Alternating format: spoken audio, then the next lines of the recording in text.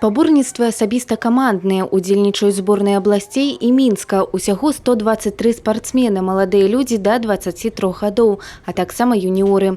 Самаму малодшаму 17. Гэтыя спаборніцтвы – адбор лепшых для удзелу ў будучых міжнародных форумах. Ребята участвуют в одиночках, двойках, парных, распашных и четверках безрульных.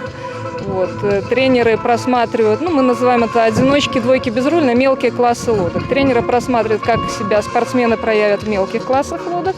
И потом будет у них возможность на чемпионате Беларуси, который состоится 8-10 июля, проявить себя в экипажах. Тыя, хто пакажа лепшыя вынікі, будзе фарміраваць зборную на асноўны старт на чэмпіянаце Беларусі. Для юніораў турнір магчымасць паказаць тое, чаму ўжо навучыліся за гады трэніровак. Прадстаўніца з Гомеля Александра Тихановская і Яніна Кушык упершыню на спаборніцтвах такога ўзроўню і адразу 3-е месца, нягледзячы на немадэльнае, як кажуць спартсмены, надвор'е.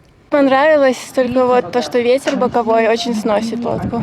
А так все замечательно. Адразу 3 пары спортсменок з Гомеля атрымалі призовые месцы.